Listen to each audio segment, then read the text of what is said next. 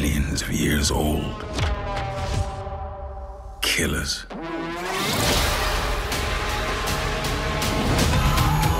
디즈니 플러스 시리즈 에이리어너스가 공개됐죠. 1, 2화 꽤 임팩트 있었고 매주 수요일 한 편씩 총 8부작이 풀립니다.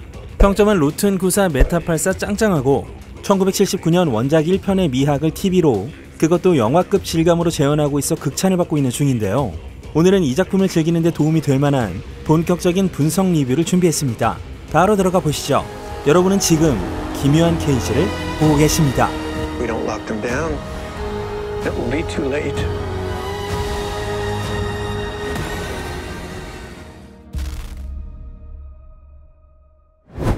에이리어너스를 제대로 즐기려면 가장 먼저 이 기반 설정을 이해해야 합니다. 이 작품은 정개감을 위해 장황한 설명을 잘 안 하기 때문인데요. 도입부 자막에서 세 가지 존재가 등장합니다. 합성인간 사이보그 하이브리드, 그리고 프로디지의 실험장이자 외부와 완전히 단절된 인공도시 네버랜드가 있죠. 시대는 에이리언 1편보다 2년 전인 2120년. 이 시기에 지구는 5개의 거대 기업 프로디지, 웨이랜드 유타니, 린치, 다이나믹, 스레스홀드가 지배합니다. 이들은 단순한 회사가 아니라 기업 국가, 즉 정부 기능까지 하는 존재들이죠.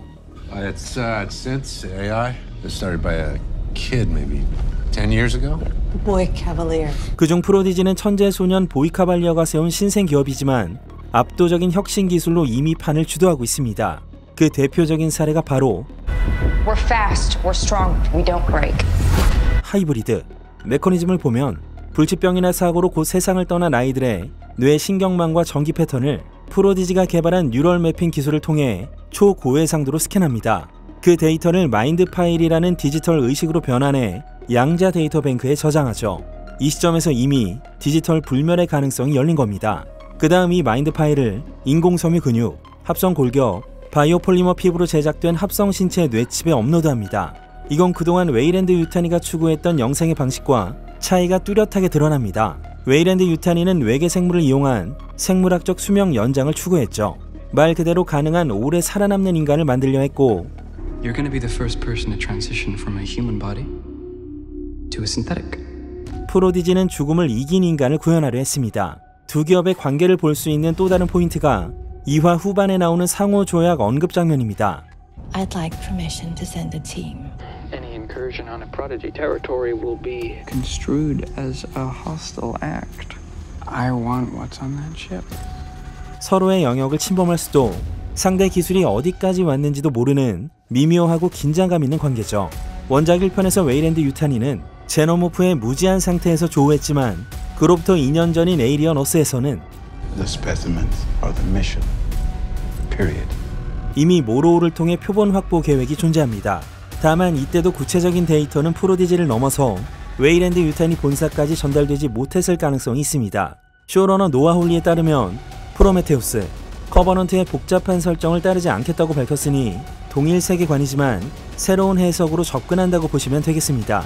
그게 왜 어떻게 존재하느냐 보다는 그저 존재하고 포식자다 라는 점에 초점을 맞추고 있는 거죠. 참고로 노아 홀리는 웬디와 허밋의 아빠로 살짝 등장하기도 합니다. Because I'm special. That's right. You're very, very special. 피터팬 원작의 핵심 테마는 아이들은 늙지 않는다는 것. 로스트 보이즈는 7일 동안 부모가 찾지 않으면 피터팬이 데려가는 아이들이며 피터팬과 함께 어른이 되지 않는 환상의 섬 네버랜드에서 모험을 즐깁니다. 에이리어너스는 이 개념을 그대로 가져오지만 여기서의 네버랜드는 폐쇄된 감시 공간이며 자유로운 모험은 훈련과 통제, 그리고 에이리언과의 조우죠. 프로디지의 보이 카발리어는 자신보다 똑똑한 지혜로운 존재와 만나고 싶다는 이상향을 품고 있는데요. You know what I really want? I want to talk to somebody smarter than me. 언뜻 보면 자유롭지만 그 자기 질서에 맞지 않으면 로스트 보이즈의 기억과 성격까지 재편성해버릴 수 있습니다. 한편 로스트 보이즈는 인간 능력의 5배에 달하는 신체를 지녔지만 내면은 여전히 아이입니다. 이 괴리가 시리즈 전반에 걸쳐 존재 자아 인간성에 대해 질문을 끊임없이 던지는 서사장치가 됩니다. 의식이 복제된 존재를 원본으로 대할 수 있는가? 영원히 사는 것이 과연 축복인가? 만약 기억이 조작되면 그건 나라고 부를 수 있나? 얼굴도 목소리도 다른데? 하다가 짜증나거나 무서우면 에이 안 해 할 수도 있는 거고요. 쓸모가 없어지니 보이 카발리어의 통제가 들어가는 거죠. We're fast, we're strong, we don't break. 그럼 아이인데 이래도 되나? 아니 애초에 아이의 정신을 성인의 몸에 넣어서 전투 자원으로 쓰는 게 구원이냐 착취냐 이런 철학적 질문에 직면하게 됩니다. 이 시리즈는 단순히 괴물 vs 인간의 구도가 아닙니다. 인간이면서도 인간이 아니고 아이면서도 아이가 아닌 존재의 이중적 시선이 계속 존재하기 때문에 SF 액션과 심리 드라마가 동시에 성립하죠. 이 부분이 제가 이 시리즈를 정말 좋아하고 감탄하는 이유입니다. 그나저나 이 벽을 보수하는 사람들은 뭘까요? 네버랜드에 과연 연구자와 애들만 있는 게 맞을까요?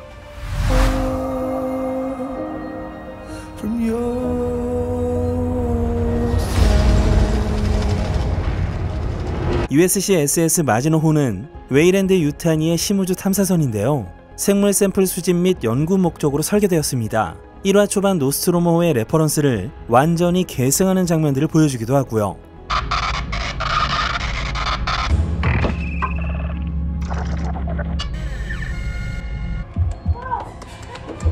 이미 많은 이들이 샘플을 채집하다 죽었고 합성인간 탱의 존재도 좀 걸리죠.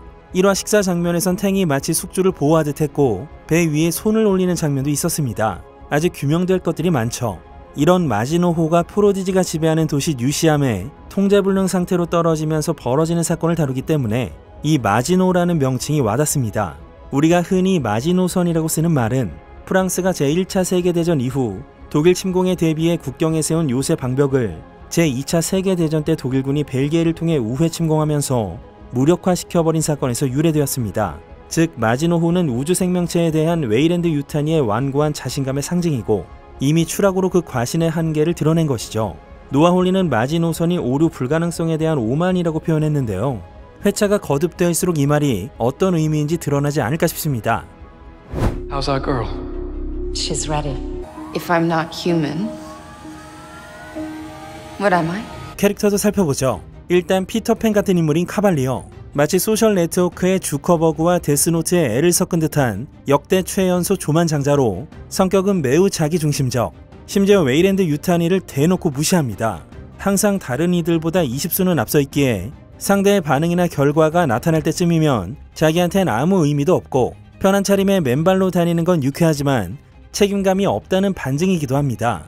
웬디가 어른의 강화 신체와 아이의 심리를 가졌다면 카발리어는 어른의 권력, 아이의 충동을 합쳤는데요.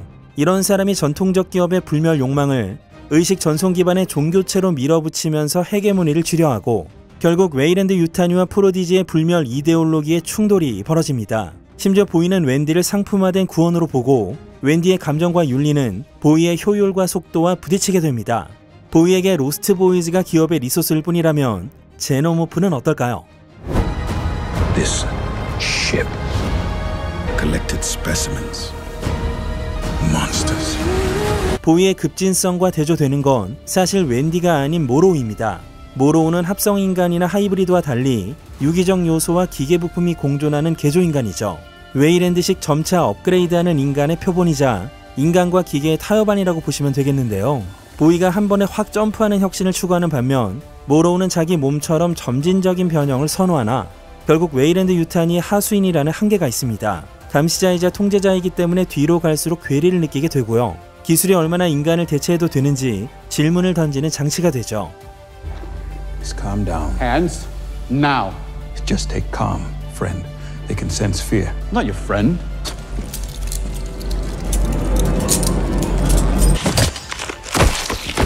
일, 2화에서는 뭔가를 숨기고 있는 듯한 모로의 정체가 앞으로 어떻게 드러날지 기대가 됩니다. 커쉬는 프로디지사의 합성인간으로 하이브리드들의 멘토로서의 설계 목적이 있습니다. 1화에서 의외로 중요한 게 바로 이 전갈 장면인데요. 마시가 쏘이기 전에 전갈을 뭉개버리라고 하자 커쉬는 다른 전갈이 와서 친구 지킨답시고 날 쏘면? 이라고 되묻더니 유리안에 갇힌 전갈의 심경에 대해 말하죠.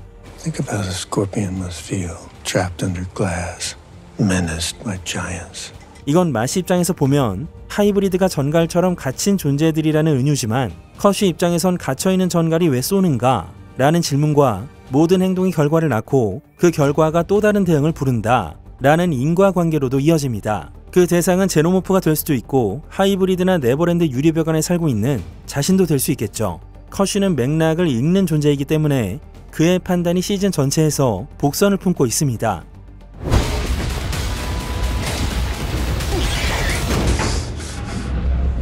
허밋은 UCM에서 야구티를 입고 있고 레지 잭슨, 미스터 옥토버의 월드시리즈 홈런볼에 감동하며 경기 녹화본을 아빠와 봤던 기억을 떠올립니다. 허밋은 은둔자라는 의미의 코드명인데요. 프로디지의 생존, 치료 보급 담당 위생병으로 다른 사람들과는 거리감이 있지만 절체절명의 순간에 홈런 같은 변화를 만들고 싶은 인물이기도 합니다. Joe, it's me. 웬디가 허밋을 진짜 이름 조라고 부름으로써 허밋은 이 시리즈에서 기업 시스템 속 가명으로만 존재하지 않는 유일한 인물이 됩니다. 웬디 역시 허밋을 통해 마시로서의 인간적 유대감을 느끼게 되고요. 아이들에게 아이스 에이지를 틀어주는 스크린 반대편에 있는 모습은 오빠를 바라보는 웬디와 겹치고 엔진이 아직 작동하고 있는 대혼란 속에서도 느슨한 침착성을 유지한 채 선내 사망자들의 사인을 판단하는 실력 또한 갖고 있습니다. 아이스 에이지는 빙하기라는 멸절 위기 속에서 서로 다른 종인 맘모스, 나무늘보, 호랑이가 살아남는 얘기잖아요. 에이리언 어스 속 하이브리드 합성인간 개조인간 역시 제거 위기에 놓인 실험체들로 생존을 위해 서로 동맹을 맺거나 체제와 타협한다는 은유가 아닐까 싶네요. What makes them geniuses is the fact that they're children. You want to see a magic trick? Yeah. 웬디는 기억만이 아닌 정체성과 감각 모두가 아이인 채로 성장을 건너뛴 하이브리드입니다.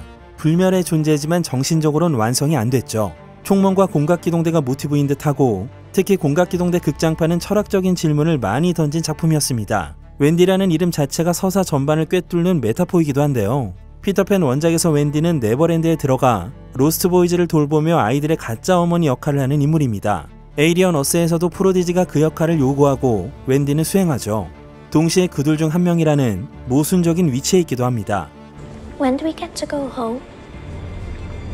You don't. 뭐 이런 면에선 얄짤없으나 가만 보면 웬디는 네버랜드가 어떤 곳인지 알고 있고 이미 카발리어의 철학과 이상에 세뇌당한 상태로 보입니다. 손가락을 튕기고 피터팬 애니메이션을 재생하는 것도 카발리어와 똑같죠. 그렇게 폐쇄된 실험장 네버랜드에 갇혀 삶이 없는 상태. 만약 로스트보이즈의 누군가가 이탈하고 카발리어가 손을 쓴다면 웬디는 어떤 판단을 내릴까요? 카발리어는 웬디의 눈을 통해 현장을 보고 뭘 하는지도 전부 감시합니다. 이따금 웬디는 네트워크를 넘어 뭔가를 할 수 있고 카발리어의 계산 밖으로 나가버릴 가능성이 있습니다. 지금까지 웬디의 기억은 아주 어린 유아기만 나오는 특징도 있죠. 점차 더 나올지, 어디서 끊긴 건지, 네버랜드 초반의 장면들은 기억일지, 어디까지가 생각이고 현실일지, 웬디는 마시의 원본일지, 아니면 사본일지, 이렇듯 이 시리즈는 시점에 따라서 여러 차원의 해석이 가능합니다. 이 시리즈는 타이틀 장면부터 파파팟 하는 플래시컷이 나오고 마지노호 선원들이 동면에 들어갈 때 이 몇 컷만으로 참상을 유추하게 하거나 툭툭 들어가는 인서트 컷도 꽤 있는데요. 그래서 알아두면 좋을 몇 장면만 풀어보자면 Black shadows moved about in them. 일단 이 양의 모습, 복제의 양 돌리를 떠오르게 합니다. 1996년 세계 최초로 체세포 복제 기술을 통해 태어난 포유류로 자연질서에 대한 도전이었으나 복제의 영향으로 다른 양보다 수명이 짧았죠. 이는 하이브리드, 개조인간, 합성인간이 불멸을 표방하지만 실상은 결함, 한계 유한성을 지닌 존재라는 복선입니다.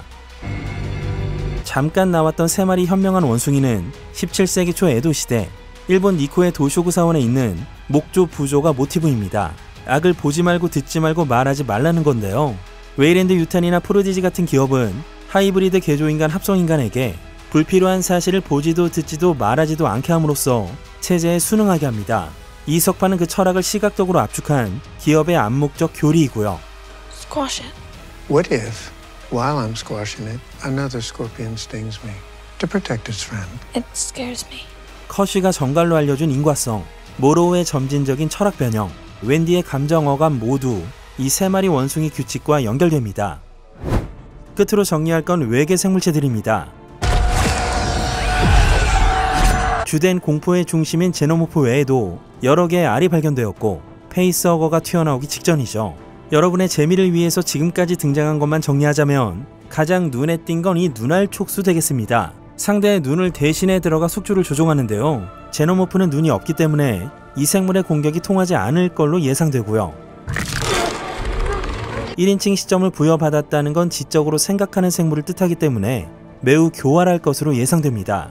페이스허거가 체스트버스터로 발전했듯 이 생물도 발전 가능성이 있겠죠. 마치 식물의 큰 봉우리 같은 생명체도 있었는데요. 하이브리드들이 마주하는 마지노호의 첫 번째 표본이고 점액질이 흐르며 뾰족한 촉수가 튀어나옵니다. 이게 사람을 쫓는 것 같고요. 1화 초반 피가 뚝뚝 흐르는 모습이 예사롭지 않았습니다. 그 밖에도 샘플 창고에 있었던 큰 벌레도 있습니다. 형태로 보아 날개가 있고 비행이 가능하지 않을까 싶고요. 이 생물체들의 기능과 번식이 향후 전개의 백미이기 때문에 자세한 말씀을 드릴 수는 없지만 노아 홀리는 에이리언 시리즈가 총 7편에 걸쳐 많은 걸 보여준 탓에 더 이상 제노모프의 미스터리나 충격을 새롭게 경험하기 어렵다고 판단했고 관객이 처음 에이리언을 봤을 때처럼 충격과 공포를 불러일으킬 새로운 괴생명체들을 도입해야 했다죠. 매주 꺼내서 먹어보는 맛 함께 느껴보시면 좋겠습니다. 네, 전 이 시리즈를 상당히 호의적으로 보고 있고 완성도와 신선함에 빠져서 진심으로 즐기고 있는데요.